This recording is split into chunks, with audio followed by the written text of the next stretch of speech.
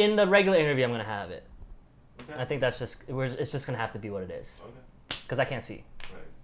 I can't see. Do you have contacts? The whole reason why it's a whole medical thing. Oh. Don't worry. Oh, cool. Sorry, Saheem. Okay. I feel like you're hearing all. Oh, no worries. No worries. Welcome back, everyone. It's season 3. We have a new set Check it out. and everything. We're really pushing that We're theater theme. They're so theatrical. And before you go anywhere, make sure you like and subscribe, please. It really helps us out. Keeps these lights on, you know. Logos up, the curtains open. Oh yeah.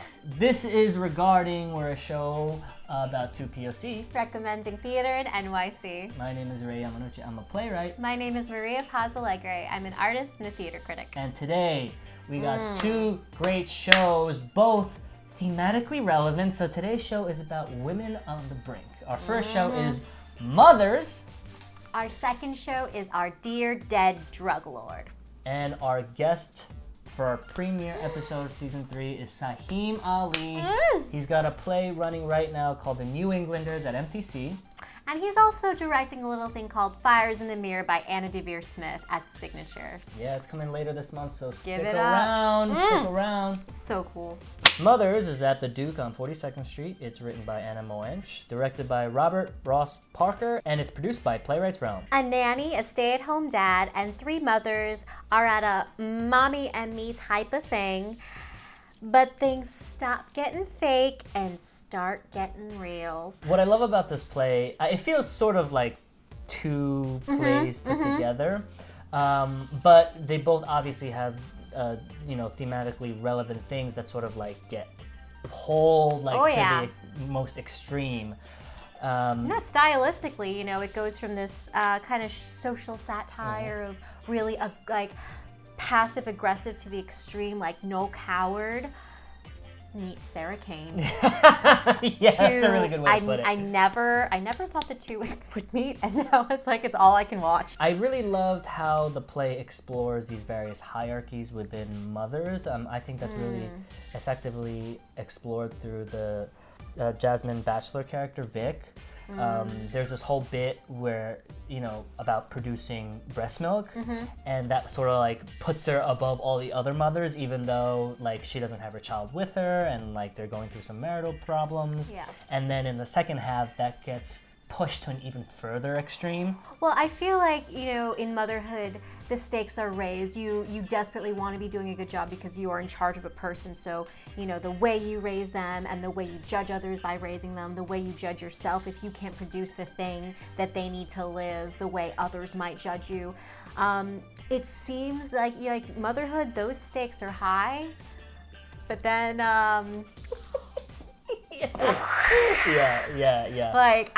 Then they get real high.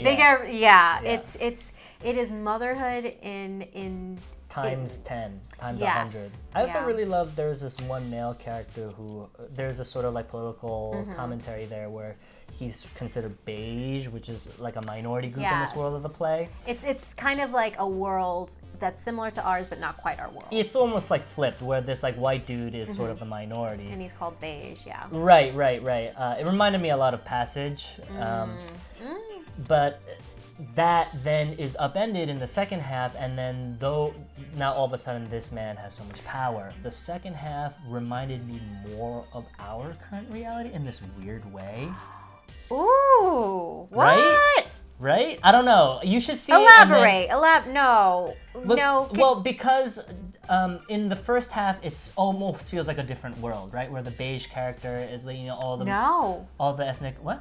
I mean, yes. I mean, as far as like race being different, but but far as like the reality of like those are me moms, No, like I see that. That's I know. That's my I just neighborhood. mean sort of like the politics of the world. West Side. I know. I just mean like the politics of the world.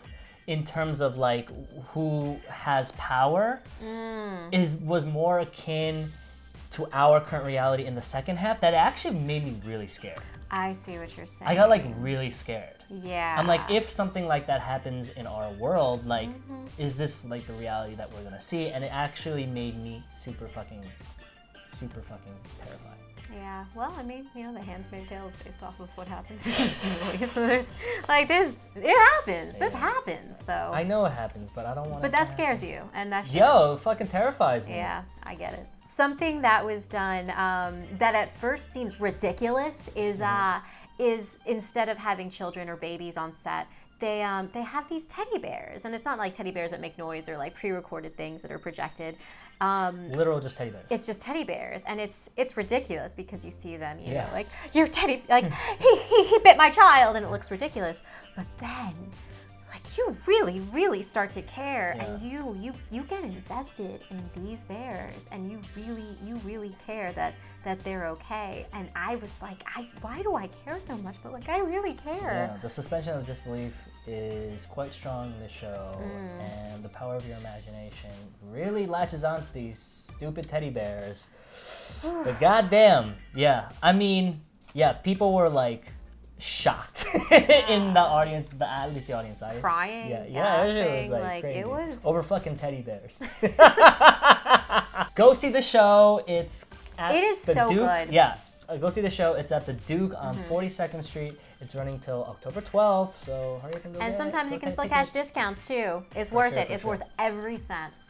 Our Dear Dead Drug Lord is at WP Theater. It's written by Alexis Shear, directed by Whitney White, produced by WP Theater and Second Stage. 4 high school girls take power into their own hands by lighting their candles and invoking the spirit of the ultimate power player, dear departed drug lord Pablo Escobar. Wow. Woo! Wow. Yeah, wild ride that.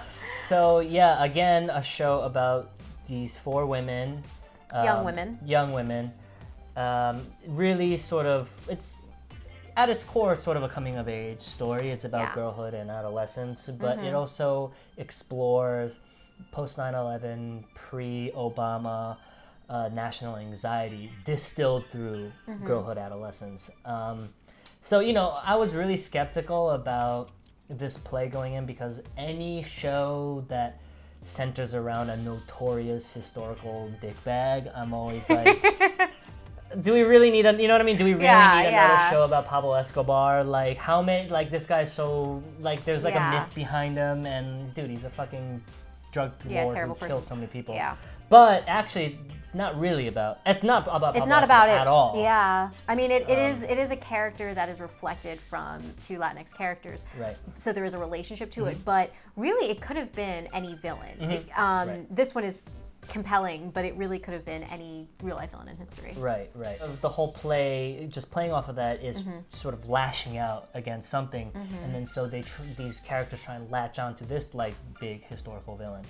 Yeah, I think one of the biggest things, you said that the theme is women on the brink, and I feel like, you know, when you're in high school, you are starting to transition into like almost adulthood, but there's so many expectations, and you're just sick of it, and you're angry, and Alexis Shear, the playwright, just really nailed that. In some ways, it kind of reminded me a little bit of Dance Nation. Oh yeah, and just like this voice that was so authentic and speaking to that, like she got that angst, like she got the unbearable fury of being called a girl when you're a woman, and you know that's why I said young woman. Like it's in that phase. And I think Whitney White did an incredible job with this. You know, her previous play, What to Send Up When It Goes Down. Similarly, with that, she has this like great choreography in the play, like the surreal, dreamlike dance choreography, which really underlines this sort of, you know, bubbling darkness in the play, and it's like very sort of ritualistic. Yeah. In the same way like the other play was, What to Send Up. And yeah, it's just really, really great. All the actors are fucking incredible too. Yeah, no, shout out Carmen Berkeley, Alyssa Mae Gold, Rebecca Jimenez, Malika Samuel. Crushed it. Yeah, really, absolutely really. Crushed it. And I was looking at the bios. All of these actors are fresh out of college, and so like it's just a few years out of high school. Like they nailed that voice. They nailed it really well. Well. Look at you guys. I guess trigger warning. If you are seeing this show, and it is in the program, so we feel fine talking about this. But there is very graphic, gruesome gory violence that happens, and a reminder that this is a show starring four high school girls, and so it is it's harrowing. Shocking. Yeah, it's really shocking. It's shocking. And that might not be very easy for some people to watch. It wasn't easy for me. Yeah. That moment was truly shocking, and I think really sort of effective in the way it built. The thing that honestly though that I think this is really the dividing part in the play is the moment after that happens. I felt like the playwright Alexis Shear sort of tried to wrap it up too nicely in a bow, and I felt like the whole play was so sort of like it was like cohesive chaos of all these women sort of going through their own anxiety and everyone trying to like figure it out. bubbling up. And it all comes like, all right, we're all like, wrap it up now. And there's a whole moment where like a whole chunk of a scene where only Spanish is spoken. So maybe there's something I lost in that moment. But to me, not understanding that moment and then having that final scene, just sort of was like, I felt like it was too neat, and I kind of wanted the messiness that the whole play was giving me the whole time. But otherwise, like, this play is just incredible. Our Dear Dead Drug Lord runs till October 27th. It's at the WP Theater, so make sure you see it before it closes. It's so powerful. It's really fucking good.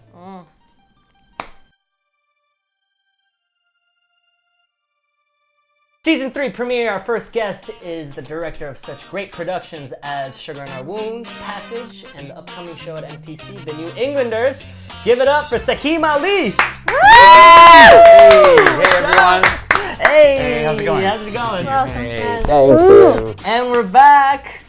Thank you, Saheem, for coming on our show. Thanks for having me. Absolutely. So, you have a world premiere at MTC by a new play by Jeff Augustin, correct? Called The New Englanders. Could you tell us a little bit about that? Yeah, it's a new play set in New England. And when you think of the title, The New Englanders, and you think of like a couple that's there, automatically you think of probably like a white heterosexual couple with like, white heterosexual kid. But this is actually a gay, mixed race couple, long-term, 20 years, raising a mixed race child. Ooh. So already it's like super ironic. It's like just not what you expect from that. And the play opens with this father like braiding his daughter's hair on the porch in New England. And then what unfolds is this like story of this family trying to like cope with what regular folks cope with. So they're going through a midlife crisis, some infidelity, like a troubled teenager. And it's really this kind of beautiful, quietly revolutionary play that's about people of color and queer people living like quote unquote normal lives, just like other people do. Right. Yeah, it's a beautiful play. Oh, That wow. sounds wonderful. We've looked at your history in directing, and it seems that you have, either intentionally or not, had a really amazing focus on queer stories and stories featuring people of color. And I just wanted to know, was this something that you meant to do as a director, or is this just something that you found out later? Well, I got to this moment where I thought, I have to kind of put out into the world the kind of stories that I'm interested in. Where do I want to put my energy and my time, and what's important to me? So I realized very quickly that, it's important for me to have people of color on stage in not only in like, peripheral roles, but starring roles, like being the lead and those stories being center. And then queer stories, just getting to see queer people of all colors and hues like on stage and have their stories told like in different eras. So Sugar in Our Wounds, for example, which you guys saw, you had Danya here. It was Shout out to beautiful. Danya. Yeah, Danya Love, we love you. We love you, baby. That took place during slavery times, and it was about two men of color who were like dreaming of being together and falling in love but couldn't because of the time that they were in. Right. Fast forward to the story now, The New Englanders, where you have a man of color in a gay relationship raising a child, and it's like legal and acceptable, and so it's like this huge array of stories that feature these kinds of people. So I kind of decided that, I really want to be selective about the stories that I'm involved in and where I put my energy. And so once I put that out into the world, those stories kind of just started coming, So it was deliberate. Speaking of POC, you have a very celebrated show coming up. It's Anna Deavere Smith's revival of Fires in the Mirror. Yes. It's going to be at the Signature Theater. So for those of you that are maybe not familiar with this show, could you tell us a little bit about that as well? Absolutely. Fires in the Mirror by Anna Deavere Smith, set in 1991 in Crown Heights, Brooklyn. It's about the Crown Heights riots that occurred at that time as a result of some friction between the Jewish community and the African American community. A young boy was killed because a car with a rabbi kind of went through a red light and veered and killed this boy. And so the African American community was incensed because the ambulance that came was a Jewish ambulance and only took care of the Jewish passengers, didn't take care of the young black man. Right. And so shortly after that, a few young men committed mob justice on a Jewish visitor from Australia and killed him. So and that was seen as a retaliation for that event. So all of a sudden this fire was ignited between these two communities who were living side by side. Right. And so Anna Deavere Smith, who is like, you know, a living legend in the American theater, I mean, that woman is an extraordinary human being. She went and interviewed people in Crown Heights of both communities and then put together this piece that was not only about the event, but she was the only performer in it, and so she played 22 different characters in 26 different scenes in this one-person show, and it kind of put her on the map because it was such a feat, you know? So that was in '92. So the play hasn't been done in New York in 25 years. 25, 20, how many years is it from 92? 27 years, 27, right? So this is the revival of the play, and Anna was very open to like people of different genders as well. Right. So the man who's playing Michael Benjamin Washington, he's an extraordinary actor who's going to be like taking on this role. So not only is it the first time it's being done in New York since the premiere, but you know a male actor will be playing that role. Wow. Is it just one person or is it going to be more? One person. Wow, still just one person. That is such a big change from that, but that's exciting. It's exciting to see really how it's evolved. Yeah, it's you know, so many people have come up to me and said like, you know, this play changed my life. This play made me want to be an actor. Made me want to be this. It's like, you know, you study this in theater history. I studied it in college. Me too. Yeah. Me too. You know. So it's kind of extraordinary to like be seeing this play in this moment. That's sick. That's exciting. Not seeing it, directing it. Oh yeah. Let's call it for what it is. True. Yeah, and this is coming up like late October, right? This is October, after the New Englanders. Yeah. So get your tickets. Do you even sleep? Like, you're just working constantly, back to back. It's been very fortunate. Take a lot of drugs. Yeah. And wine. Instagram filter of like just for like sleepy eyes. Just for we'd all benefit. Yeah. So now that you have, you know, a world premiere like New Englanders and a revival like Fires in the Mirror, do you find that directing them are significantly different? And do you prefer like directing world premieres versus revivals, or you know, do you have any preference to that? It's very different. It's very different, and I actually really love new work. And the reason I love new work is because I love the collaboration with the playwright. You know, I love being part of the process before a finished script arrives, so that I'm collaborating with the playwright as he or she is figuring out, you know, how to make the play work, and then with designers to try and like make a world that hasn't existed. Because for me, part of the joy is in like, will it work? Does it work? You know, if it's a revival, you know it works. It's just a question of whether you're going to fuck it up or not. You know, that really, truly. But when it's a new play, it's like there's such a mystery, and like you get to conceive of something. You don't have like a precursive notion or another production that you're trying to like fight against. So, but like with Fires in the Mirror, I haven't watched anything. I know there's like a recording of it or something, but like I really try to keep fresh so that I'm not fighting against like someone else's vision of the piece. But I really do enjoy new work, I have to say. Yeah. Cool. What was the process like with Jeff Augustin working on New Englanders? Amazing. Jeff is a wonderful playwright. He's actually based in LA mostly now, so he's been coming back and forth. Yeah, but it's been an extraordinary process. The play has evolved a lot, and we have a great cast. We have Harvey Munoz is in it, and that's from Hamilton. From Hamilton, Cool. Patrick Green, Cara Young.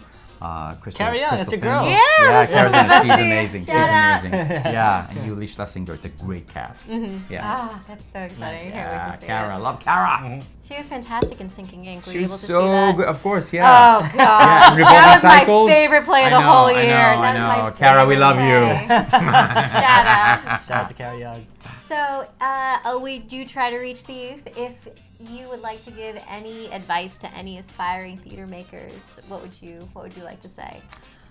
I would say really find the words to articulate what you feel is important to you. Once upon a time I thought like, oh, I'm a director, I should be able to direct anything and everything. Just give me a script and give me some actors and I can do it. And that's just not the way to go about it. Like, you have to identify what's important to you, what you want to spend your time on this planet doing, and then be really articulate about that. And once you start to find the language for it and you put it out into the world, those things come to you. So identify what's important to you, find the language for it, and then express it. Got it. All right, last segment. We're here at the end. Any recommendations? Yes, you could give it to the center camera, or you can, if you want to get close, you can give it to a close-up Yeah. camera, whatever you want. You're gonna be like, listen up, camera one. Yeah. I highly recommend an exhibition at the Met by Wangechi Mutu. She's a Kenyan sculptor, and the Met commissioned her to make these facade sculptures. And they are extraordinary. And this is the black female being commissioned by the Met to do these extraordinary sculptures. So go see that. All right. On my list. So get that shit, get on it. Done. All right. Well, thank you so much, Thank you Saheem. so Thanks much for having me. This is awesome. Absolutely. Thank you. Oh, Thank you. yeah, This is thanks, great. Thank you, Saheem, so much for coming on as our guest You for are season so 3. cool. Oh, Make sure you go see his show, The New Englanders at MTC, and Fires in the Mirror later this month at The Signature. So it's gonna be so get your good. tickets. And like always, you can see an extended interview right here on our beautiful, beautiful website. Really check it out, though. A lot of really great stuff was said. And like and what? Subscribe! You know you love us. You know you want to see this and this and this and this. Yes, yes. But also it really helps. It really helps our show. It helps keep the lights on. It helps this beautiful set. So yes, like and subscribe. And thanks for watching, yo. Happy season 3! Happy premiere season 3. We're back, we're back, we're back. Back again.